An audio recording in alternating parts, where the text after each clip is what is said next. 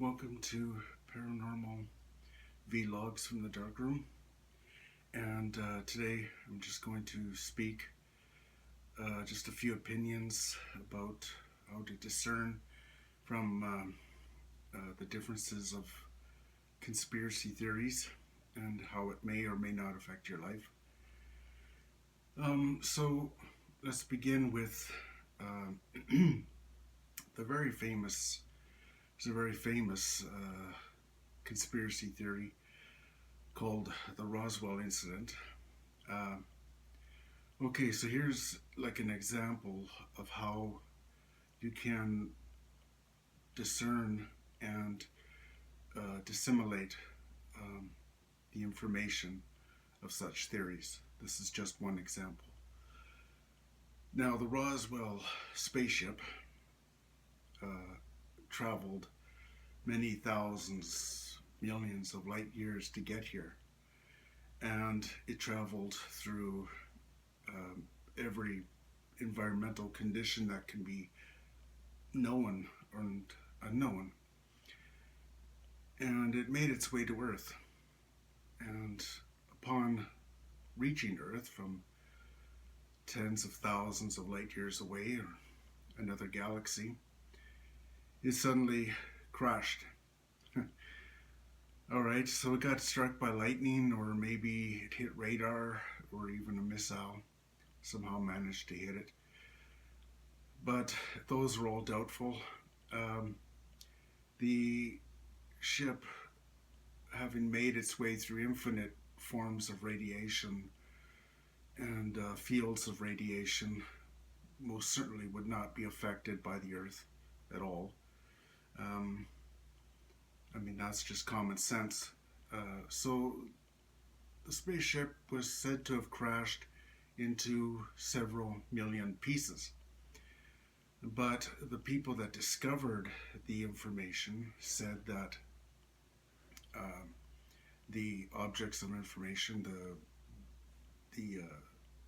materials, said that this stuff, the original farmers said that this stuff could not be cut, it could not be bent, it could not be uh, dissembled in any way. It couldn't be. They tried bending it, cutting it, burning it, everything, and they couldn't do anything to it. When they did try to bend it, it would come back to its original form.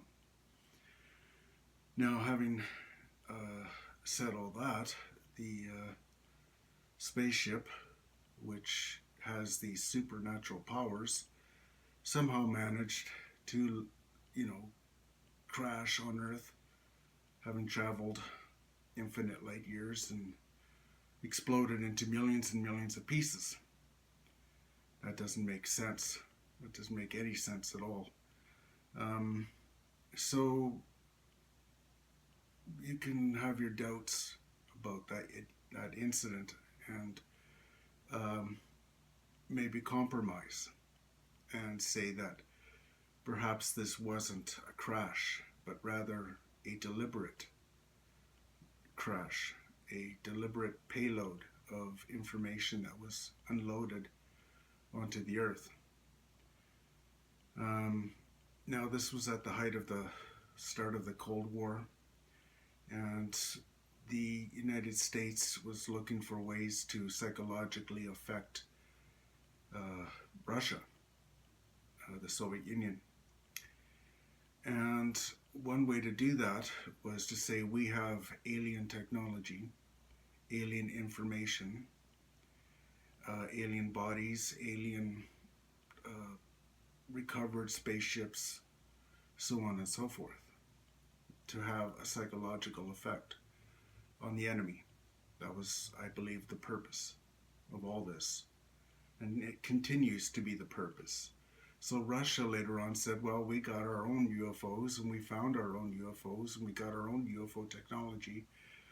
And then China said that, and then other countries started saying that. And ever since, everybody's been trying to play this psychological game of we have better technology than you do. And that's all it is, in my opinion. There's just no effects to our current life and situations that collaborate with the idea that the United States government or any government has supernatural type alien technologies of any kind. Um, Now, thinking of that, we realize that those that believe these theories, they may do so, and I hope they find what they're looking for. But they sure are giving a lot of power over to the governments. They're giving the governments a great deal of power. And that's what the governments may want, for all we know. Give us more power. We have this and we have that, and we can say this, and you'll probably believe us because you didn't research it and you didn't discern it, or you just fell into it. Um, Roswell, we start to see a spiraling downward creation with conspiracy theories. UFO tech Roswell moves into the fake moon landing, which was actually proven by other countries that monitored the moon landing, including the Soviet Union, that monitored it through radar and such. Then we have the JFK assassination. We got 9/11. We got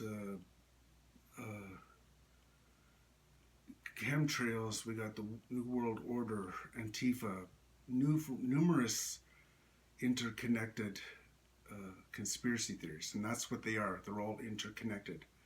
One conspiracy theory leads to another, and if you wish to challenge that, you can say, well, try believing in one conspiracy theory to see if you can, just one, and then leave it there. Don't try to go to any other conspiracy theories, and you'll find that it'll be very difficult to do that. And that's because it's all designed to deeply bring you down into a downward spiral of paranoia, suspicion, which is both product of fear. And there's a theory about these reptilians that feed off fear. Well, the reptilians then are feeding off the conspiracy theories that you're believing in. And so there you go. Check that one off. If these reptilians are real, as David Icke says, then they are feeding off your fears of what are the conspiracy theories. And people are spreading them because they're making money. David Icke made millions of dollars from people's fears, as did many others, and many others who continue to try and make a lot of money from spreading these diseases. And that's what they are. They're diseases because it fills up your mind with useless information, knowledge that makes you think like you're knowledgeable, information that makes you feel like you have information, when in fact you know nothing. And it gives you a false sense of knowing. I hate to break all this to you, but someone's got to try. We got to ground ourselves back to reality, and keep your mind open. All these things are possibilities, and consider them all as entertainment value. Just for entertainment, enjoy. Throw a little bit of salt behind them, and you'll be fine. Maybe some pepper too, and you'll do okay. But I'd stop giving so much power over to the government and saying they have this and that, and they have generals coming out and breaking their silence and saying this and that. It's just all a mind game. It's brainwashing to get it in the heads of the enemy, the perceived enemy, that they have technology that in fact they probably don't. And so we invented these conspiracy theories and adopted them because we now have a new technology, a new digital universe. And in times past, we create a new mythology with every new invention of technology to follow it. Today's world of misinformation really is AI, Photoshop, computer generated images. There's numerous products out there for people to make very convincing videos, and they're sharing them online. So that's why I said in my last video to forget about what you're seeing so much on the internet in podcasts and so forth. Just treat them as entertainment. They're good, but just they're entertainment, and don't take them too seriously. I wouldn't. Just filling your mind with junk. I would instead go out down by the river or someplace, go for a long walk, leave your internet at home unless you have to keep contact with your family, unless you have to keep contact with your work, and go out and explore and read a book, read real books. I got a couple of them. Again, by Joseph Campbell, The Power of Myth.